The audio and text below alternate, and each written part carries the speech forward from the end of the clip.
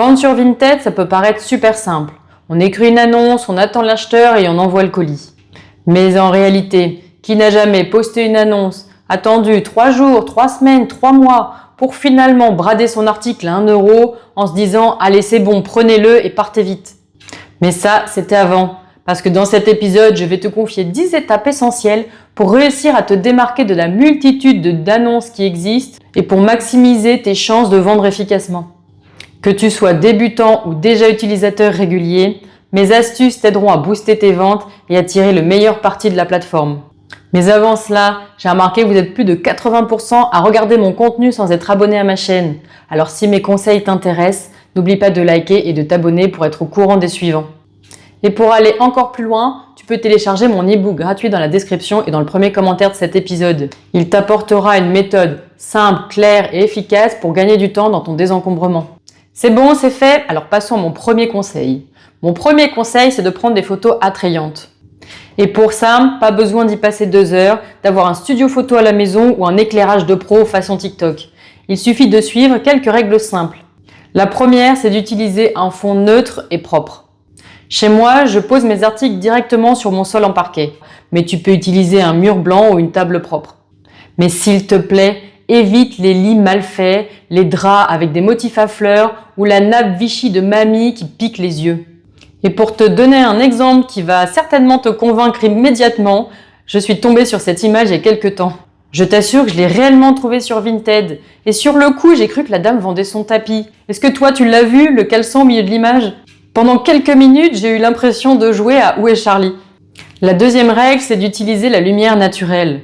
Tu peux par exemple te mettre devant une fenêtre en pleine journée. Parce que les lumières de nos maisons sont souvent un peu jaunes et personne n'a envie d'acheter un t-shirt couleur omelette.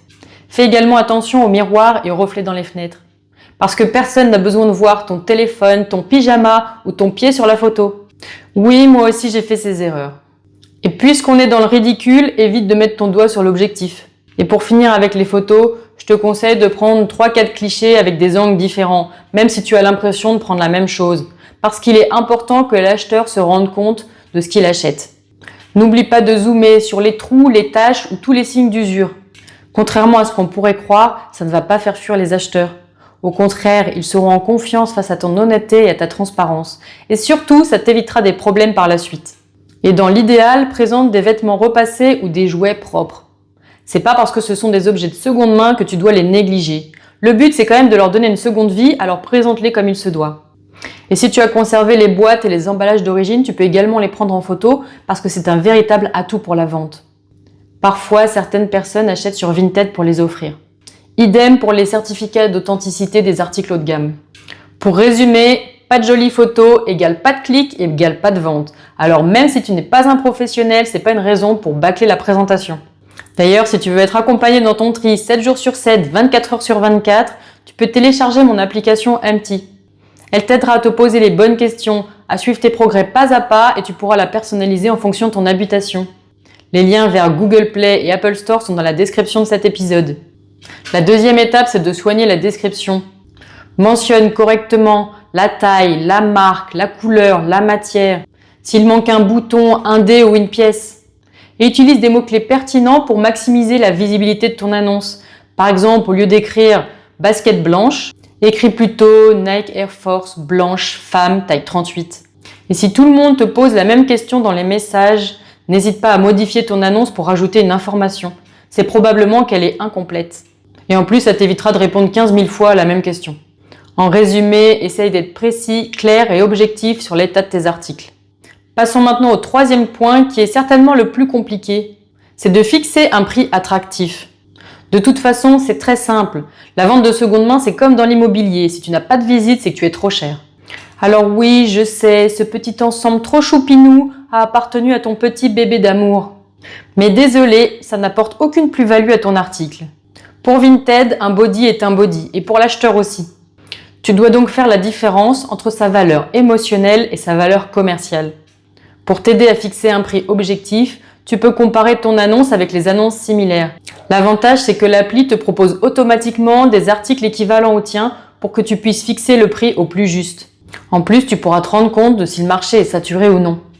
Et puis, tu peux te poser cette question imparable. Si ce n'était pas le tien, combien serais-tu prêt à payer pour cet objet? Et si même après cette question, tu n'es pas prêt à faire ne serait-ce qu'un petit effort sur le prix, il vaut mieux mettre cet article de côté et aller voir ma vidéo sur les 9 peurs qui t'empêchent de désencombrer. Je te mets le lien ici et dans la description de cet épisode. Et enfin, reste flexible et ne sois pas fermé à la négociation. Ma 4e astuce est de choisir la bonne taille de colis. Ça peut paraître anecdotique, mais plus le colis est gros, plus les frais de port sont élevés. Et l'acheteur, lui, il regarde le prix total. Alors essaye d'être un peu minimaliste dans la taille du colis, car c'est lui qui détermine les frais d'envoi. Et ne sois pas trop stressé si ton colis fait 200 grammes de plus finalement. Il arrivera quand même à destination et la police de Vinted ne débarquera pas chez toi. En réalité, tous ces colis transitent tellement vite d'un camion à un autre que personne ne prend le temps de les peser en chemin. T'imagines, ce serait beaucoup trop long pour les compagnies. Et tu connais l'adage, le temps, c'est de l'argent. La 5e astuce, c'est de choisir le bon moment pour poster l'annonce. Sur la plupart des sites, les annonces les plus récentes sont placées en tête des résultats de recherche. Donc si tu postes à 3 heures du matin quand personne n'est connecté, elle n'aura pas le temps d'être vue qu'elle sera déjà masquée par d'autres annonces. Donc je te conseille de poster soit tôt le matin, soit en fin de journée entre 18h et 22h ou alors le week-end. Parce que c'est sur ces créneaux-là que les gens prennent le temps de se poser dans leur canapé et scroller sur leur téléphone. La 6e astuce, c'est d'ajouter régulièrement des articles. L'algorithme adore ça. Plus tu es actif et plus il te montre. C'est un peu comme s'il te récompensait de ton assiduité en mettant en avant tes annonces. En plus, les nouveaux articles amèneront des visiteurs vers ton profil qui pourront aussi acheter tes anciens articles. C'est un peu du marketing sans s'en rendre compte. Ensuite, essaye d'être actif et réactif.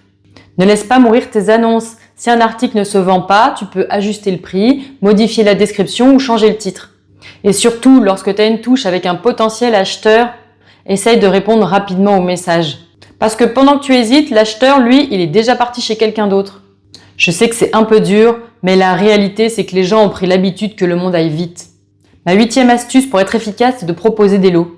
Proposer des lots, ça a plusieurs avantages. Tu prends moins de photos, tu écris moins d'annonces, tu prépares moins de colis et tu désencombres plus vite. Et pour les acheteurs, ça veut dire moins de colis à recevoir et moins de frais de port à payer, donc c'est gagnant-gagnant. En plus, l'application te permet d'activer les réductions automatiques sur les lots dans ton profil. Pour cela, il suffit d'aller dans ton profil, d'activer l'option pourcentage de réduction sur les lots et ensuite tu choisis ta remise. Par défaut, Vinted propose 5% de remise pour 2 articles achetés, 10% de remise pour 3 articles et 20% pour 5 articles. Mais tu peux personnaliser ces réductions et aller jusqu'à moins 50%. Et pour t'encourager à activer cette option, je te rappelle que le but de Vinted, c'est de faire un peu de place dans tes placards en gagnant quelques euros, pas de financer ton futur yacht. Alors si tu espères gagner l'équivalent d'un 13e mois en revendant des objets de seconde main, il y a de grandes chances que tu gardes tous ces objets sur les bras encore un long moment. Mon 9e conseil, c'est de soigner l'expédition. Il est de ta responsabilité que l'objet arrive entier et en bon état. Même si l'acheteur l'a payé seulement 1 euro, personne n'a envie de recevoir un objet cassé et de se lancer dans des démarches chronophages auprès de Vinted pour récupérer son argent. C'est tout simplement désagréable et ça fait perdre du temps à tout le monde. Alors la règle d'or, c'est un emballage propre, soigné et de préférence rapide. D'ailleurs, si tu dois t'absenter quelques jours, tu peux activer le mode vacances qui permettra de masquer tes articles. Parce que si tu mets trop de temps à envoyer ton colis, ta vente sera tout simplement et automatiquement annulée par Vinted. Et enfin, on passe maintenant à mon dernier conseil, celui de soigner ton profil Vinted. Une petite photo, une description sympa, mais le plus important, c'est d'avoir des avis positifs et les fameuses 5 étoiles. C'est un vrai gage de sérieux et de confiance pour quelqu'un qui ne te connaît pas. Et clairement, pour 2 annonces équivalentes, une personne préférera certainement acheter un objet à quelqu'un qui a de bons avis et une bonne note que quelqu'un qui a des critiques négatives. Et pour ça, c'est très facile. Il suffit tout simplement de communiquer clairement et poliment. En fait, comme dans la vraie vie, même si tu es sur une messagerie, tu peux utiliser les formules de politesse comme bonjour, merci, s'il vous plaît et au revoir. N'oublie pas aussi d'être réactif et de respecter tes engagements et c'est tout.